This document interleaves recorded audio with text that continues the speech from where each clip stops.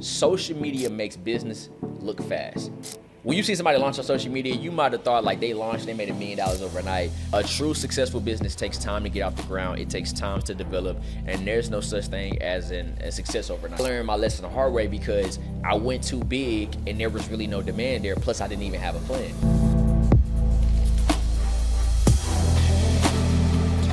Hey, what's up, everyone? Sebastian Sanders here. We are back with another episode of the Money Mondays podcast. Guys, you know what it is. This is your weekly business show where we talk everything business, operations, sales, finance.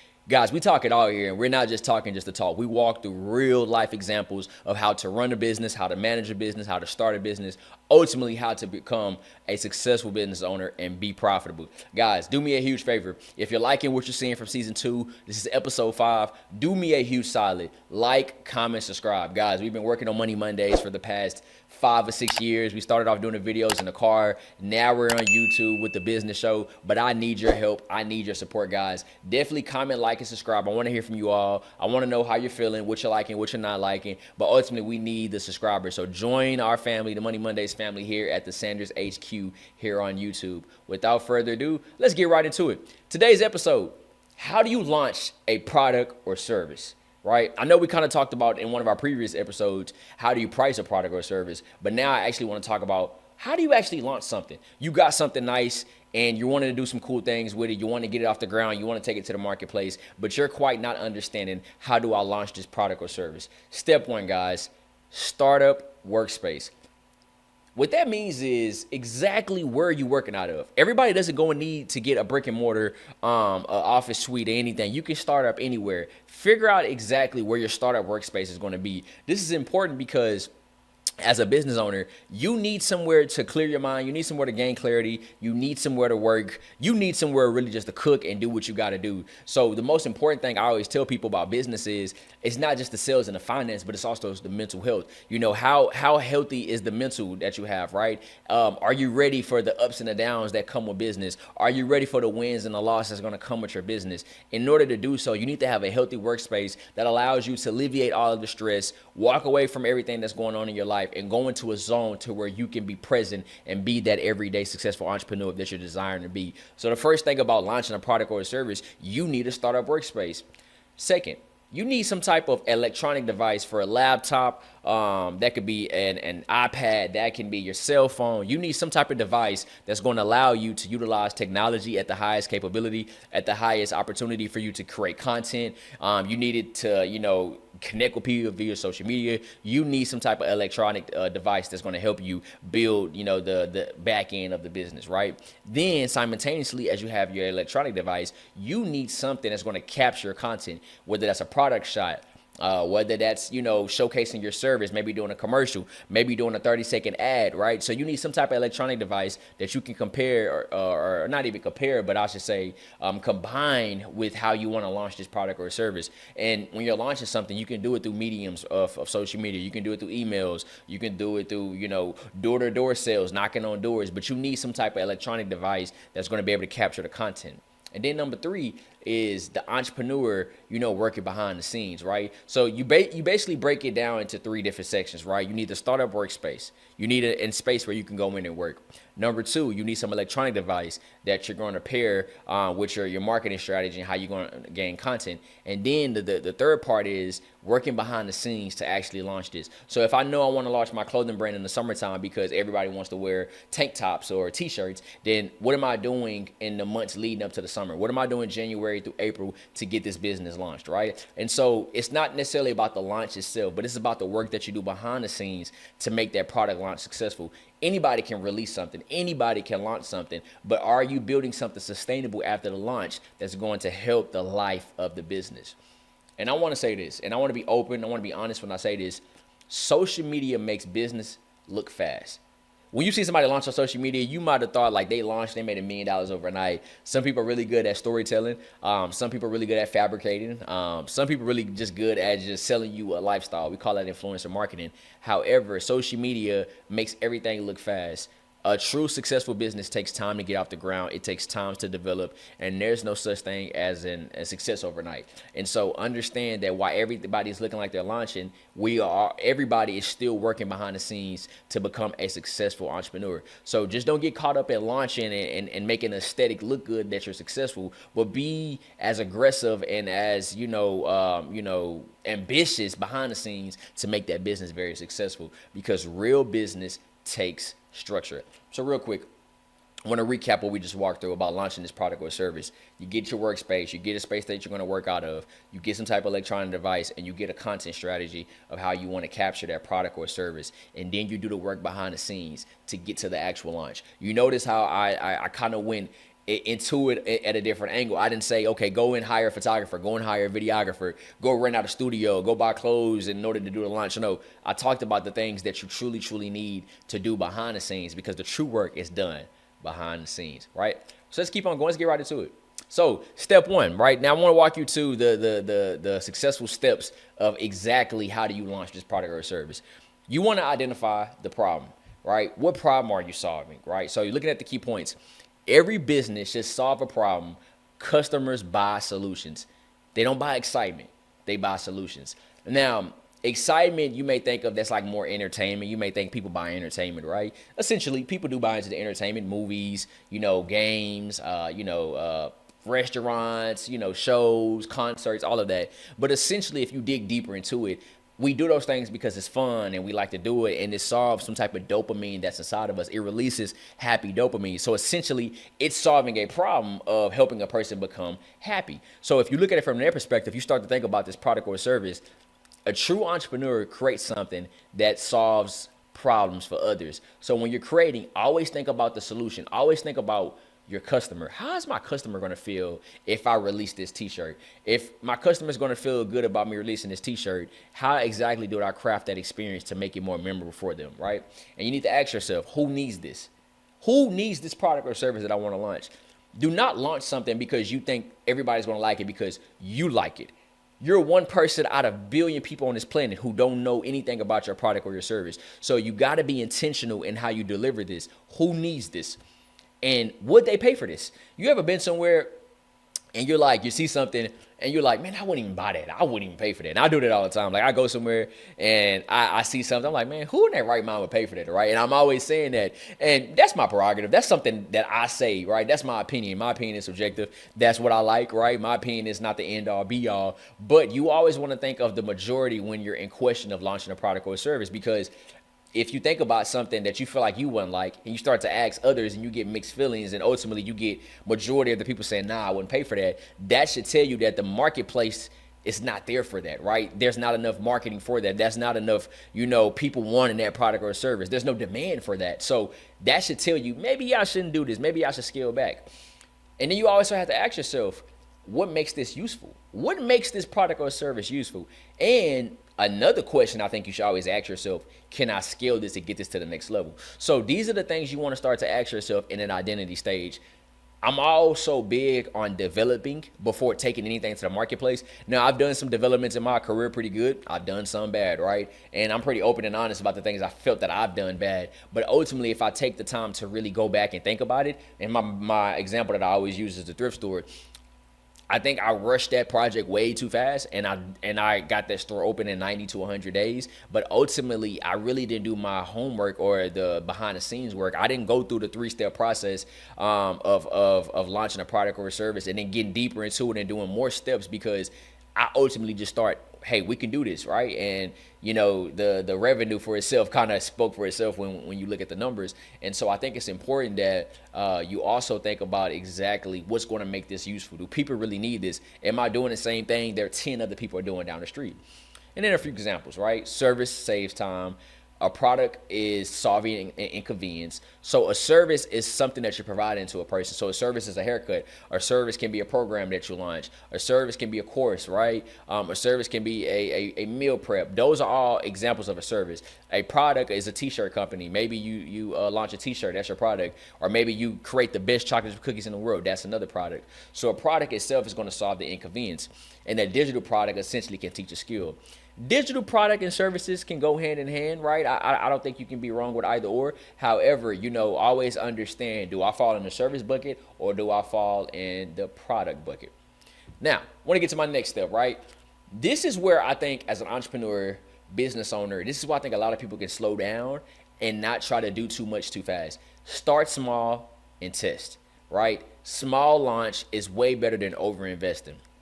I never forget when we were doing the Money Mondays videos in the car. This is like years ago, man. This was like 2021 when I was living in OKC at the time, and I had just started the series, and we were doing really good. And so I was like, oh man, I'm gonna get some sweaters made. So I got like 60 sweaters, right? Now, mind you, I didn't have a landing page. I didn't even do advertising. I just wore it in one of my videos, and I thought people was gonna buy it. Now, at the time, we had a really solid fan base. Like, we were doing really good numbers. I think I sold like 15 without publicly trying to launch it. But I sat on those sweaters for a while because after that, I tried to launch it and the demand wasn't there, right? And I was like, man, I should have started with 2025, sold out that, used that as a storytelling angle to say, hey, we're selling out. And I could have used those 2025 customers to be my marketing. But I went and got 65 sweaters, only sold, a third of it. And I sat on 40 sweaters while I ultimately just ended up donating. And so I learned my lesson the hard way because I went too big and there was really no demand there. Plus, I didn't even have a plan. So this kind of goes back to what we talked about in slide one. Like, I didn't do any groundwork behind the scenes to really see how to launch this. I didn't even have my camera at the time to even take pictures and create content. I just said, hey, I'm going to go take a picture on my phone, drop it, and people are going to buy it. And I did that completely wrong, and I butchered that project.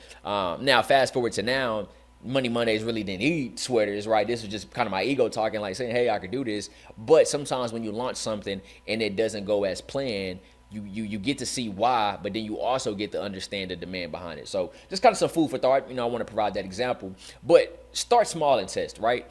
The thing, the key points about starting small is take pre-orders, right? Have you ever seen a clothing line saying, hey, this line is about to drop in fall, pre-orders are going today? Now, I've always seen this and I always said, why do people do that? But now it starts to make sense. The pre-orders essentially pays for the first batch. However, it shows you if the demand is there. Because let's say that same clothing brand owner say, you know what? I'm going to go and make an order of 250 t-shirts with no pre-orders. But then they get the 250 t-shirts and you only sell 75, right? That's because there was no pre-orders, there was no small batch. But what if they did pre-orders and they realized we only sold 75 or maybe 100? Let's just say 100. Let's say we only sold 100. When they go to make that order, they only have to make 120 because they already done the pre-orders, they seen the demand, and you didn't buy. You didn't overbuy, right? So I think it's important that you build in increments. One of the things that I learned pretty much the hard way in my career in business is build in increments. It kind of goes back to the tale of the two millionaires that I talk about a lot. Do you want everything to happen in one night and then you lose it all, or do you want to have it happen over the next 10 to 15 years where you can sustain it for your lifetime? So pre-orders, small inventory, do pilot programs, beta clients, right? People love free stuff. Get everybody in the room, say, hey, I'm doing a free content shoot, or I'm doing a free survey, or not a free survey, but maybe I'm doing a survey and I give everybody $15 or something like that, right? Or, just find incentives that you can give to the community where you can gather them in a place to where you can get that feedback and you can really see if the demand is there. But also what that does is you get data. You get internal data and you get external data that you can use to scale your business, grow your business. And that's data you can take back to the bank for a loan. That's data that you can use to apply for a grant, because now you get to back up what you're saying and saying, hey, I have 85% in this specific community want, healthy option of sugar cookies. With that 85%, that's potentially 5,000 customers that I can convert over to 5,000 people who's going to buy my sugar cookie when it's launched. So then you can take that to an investor. An investor may say, okay, you got 5,000 people interested in buying a cookie. What's your target? What's your price? You give them the price, then you can break it down and say, okay, off of 5,000 people, we're looking at $2 a cookie. So if I'm doing my math right, that's about a $10,000, revenue profit that we can get off of the first batch of cookies. Okay, I want to invest into you. So I just made all of it off the top of my head, but that's really how this thing works. But you did all of that because you started small and tested. Now let's say you went and bought all the cookie material, and you done made 1,000 cookies and you was only able to sell 100, then you sat on 900 cookies for like a couple of weeks. We all know cookies expire and cookies go bad. Now that's 900 down the drain. Now you didn't wasted all of the rest of that money. But if you would have just started off beta testing and putting people in the room and getting the feedback, then you have a higher percentage of seeing exactly a more accurate number of what you want to get. Now you may say, Sebastian, okay, 5,000 people say they're interested. That doesn't mean 5,000 people are always going to convert. That's very true. However, you at least get at least 60 to 70% of that 5,000 versus you just freestyling anything, right? So I'm saying this to say beta testing is accurate to a degree, right? Because it's not always going to be accurate. There's moments where people drop out or don't want to be a part of it. That's just the way things go. But at least you have a more accurate depiction of what your business can do versus you just freestyling and spitballing numbers off the top of your head. And we talked about it, right? Selling t-shirts before you launch 500 t-shirts, right? Testing a class before you go and buy a building, right? Something I should have did when I did the thrift store. I should have tested it and see if people really wanted to, buy from us. And before, we opened up a store, I should have done things on eBay. But either here nor there, we're not going to cry over spilled milk. But that's step 2. Now, let's get into the third step. Understanding your numbers. If you don't understand your numbers in business, you shouldn't be in business. Now, I know that sounds harsh, sounds mean, right? Sounds like I'm talking about you who's watching this video, but everything I speak comes from a place of heart because I never understood my numbers until I had to understand my numbers. I was just freestyling stuff for years, and then I would get opportunities in front of me, but I couldn't sustain those opportunities because I didn't know my numbers. So you need to understand your numbers. You got to know your numbers inside and out. A lot of us really want to skip past the marks, the benchmarks in business, and get to the part where we have a full-blown organization, 15, 20 employees, and we got a full staff, we got a building, all that good stuff. That's the American dream in business. However, guys, it's important to understand if you don't know your numbers, how do you expect to lead with a staff, millions of dollars budget, operating budgets? How do you expect to do all of these things if you don't know your numbers? So here are a few key points I want to talk about in building out your numbers. You need your product cost. You need to know your taxes. You need to know your fees. You need to know your rent if necessary. You need to know your marketing. You need to know your labor. I kind of talked about this in the previous episode, so I won't deep dive this too much, but you got to understand your numbers before you launch because you don't want to launch something that's overpriced and you don't want to launch something that's underpriced. I've been there on both sides. I think with the thrift store, I think I launched everything that was underpriced, right? And I think I did that based out of fear, right? That was me just doing it out of fear because I thought everybody was going to go to the Goodwill and the other bigger thrift stores. So I thought if I bring my prices down, everybody will come shop with me. In reality, it kind of shot myself in the foot because, yeah, my prices are low, but I don't have a lot of inventory. So I'm not really making my dollar amount, right? There was a time where I overpriced myself a few times, and I talked myself out of negotiations, especially when I first went into trying to do the Money Mondays app. So a lot of people don't know when I started to gain traction in the car, my mentor at the time in Oklahoma, he was the CEO of a bank, and he was they were wanting me to do some content at the bank, kind of like a day in a life, kind of like vlogging before like people started doing it for fun and things like that via social media. So I was working on that and I was gaining a lot of traction. I even had like a small deal on the Oklahoma radio. So I was doing really good with Money Mondays. Like I was literally killing it, right? Because at the time, like long format videos on Instagram were working really well, right? Nowadays it's like the 1 minute, 2 minute reels, but I would get on every Monday and just how I'm talking to you guys via this podcast, I would sit in my car and record videos about life, business, open, transparent, God, faith, everything. And so we were gaining a lot of traction, and I wanted to do this app. I wanted to do like a crowdfunding app for small business owners. And so at the time, I really didn't have a really good game plan. I was just kind of spitballing some things. And then I had, I put it out there privately on a few internal servers and was trying to see who wanted to invest into it. And I got a few people who was interested because they seen attraction. However, I went in and saying, okay, this company, future valuation for what we're trying to build Money Mondays into is looking at about $250,000.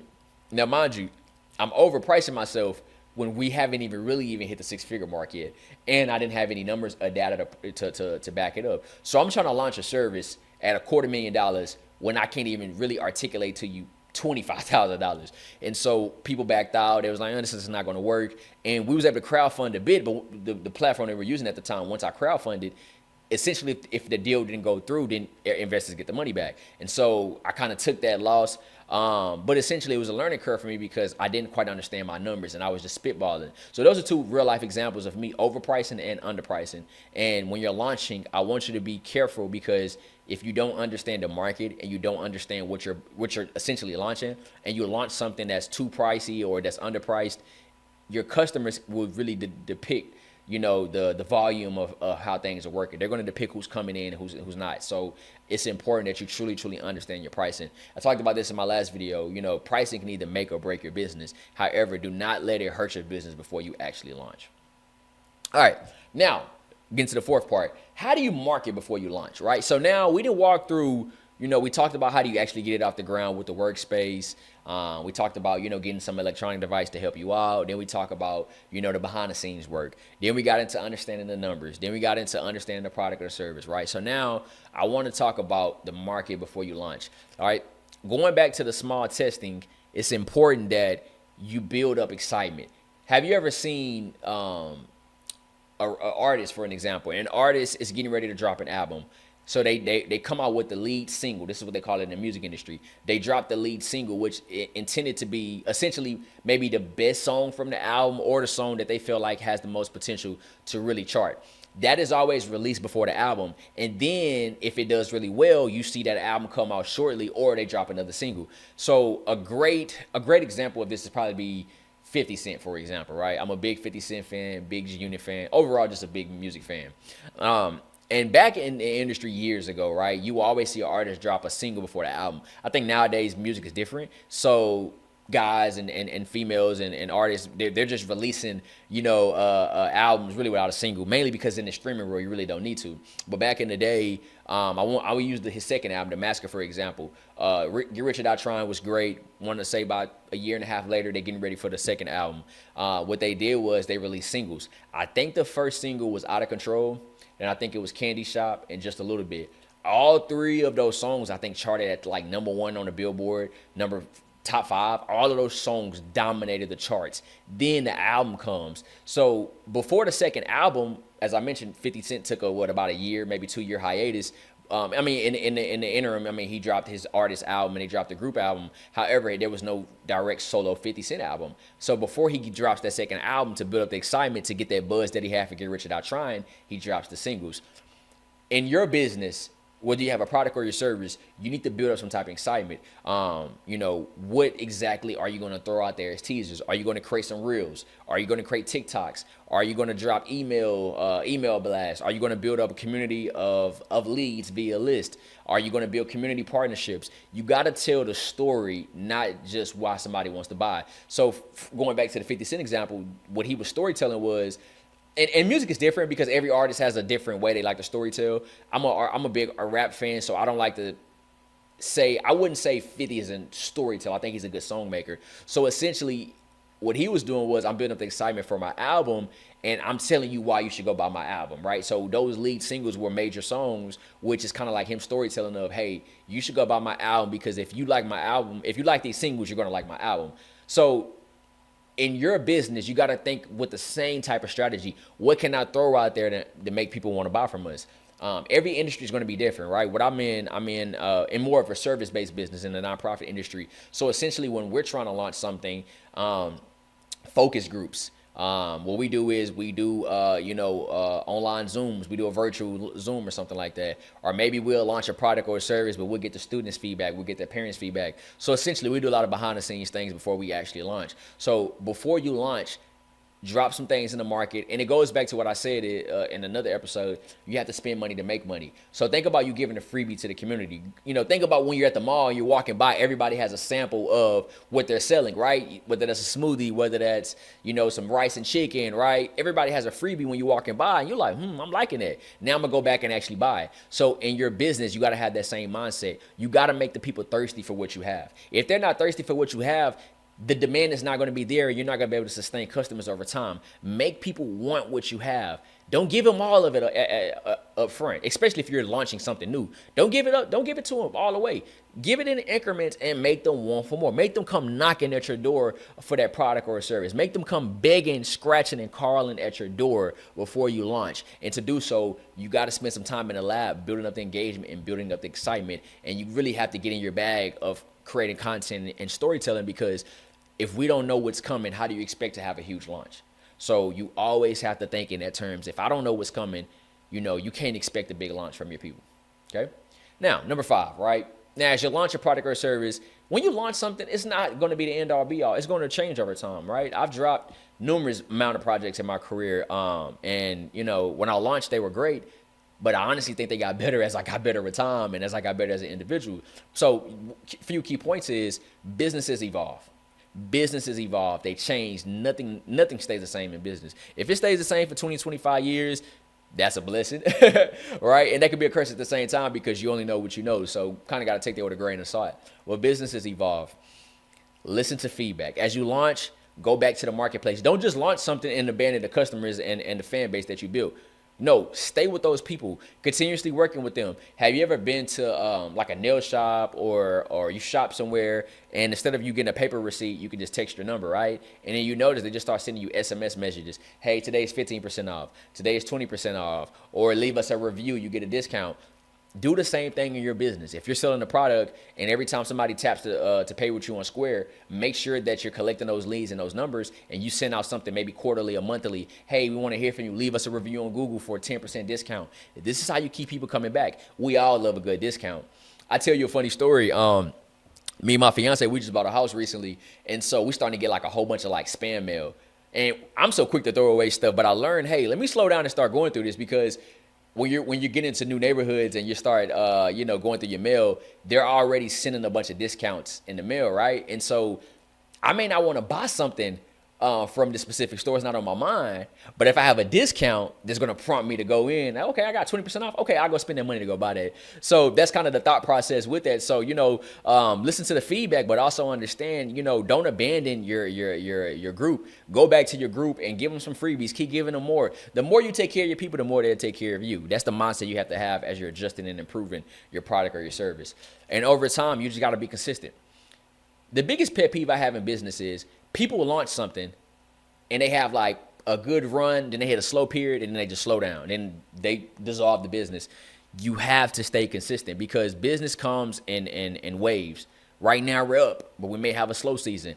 But during that slow season, do not abandon the business, because that really what separates a hustler from an entrepreneur. A true entrepreneur understands business comes in ebbs and flows, and if you can maintain during the down moments, then you will be good in the up moments. And so you got to understand that. Stay consistent and stay in front of your people. Do not launch something and then get good with 100 customers. Like, oh, I'm good, I'm chilling, I got 100 customers, I don't want no more. Now, that could be your dream, but what's going to happen if that 100 customers go from 100 to 50, from 50 to 30, and you didn't try to go out and recruit more? Now you went from 100 to 30, you're on the brink of your business shutting down because you never tried to go out and get more. So I don't say that to sound like I want you to be over ambitious and greedy, but be reasonable and understand business. You have to stay consistent. The biggest thing is you have to stay in front of your customers. No matter what goes on, you have to stay in front of your customers, because the moment you take a step back, it's like you got to start that business all the way over. And I've done that. I want to say I might have done it with Money Mondays a few times. Like I've came, I went, mainly because I'm building up this nonprofit empire, I should say.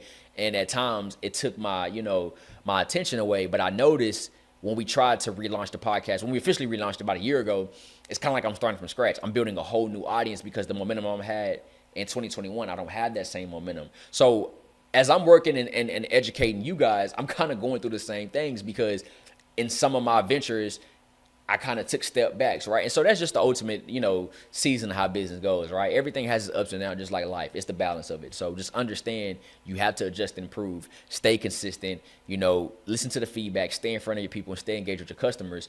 When you launch that product or service, your people are going to grow with you. And like I said, if you take care of your people, they're going to take care of you. Guys, you know what it is, man. We get to actually here at the end of the episode. And as we get to the end, I want to say, like, comment, subscribe, right? You can reach out to me via email. Visit our website at sandershand.org. Connect with me on LinkedIn. All of my social media channels are here. I want to connect with you all. Money Mondays is not your traditional podcast. I don't even like to say it's a podcast. This essentially is a business show for business development and the everyday person who wants to be a better entrepreneur. So we're all in this together, family. We're learning, we're evolving, we're doing this together. And let's do some great things, right? You know what it is, Money Mondays. I'll see you guys on the next episode. Like, comment, and subscribe.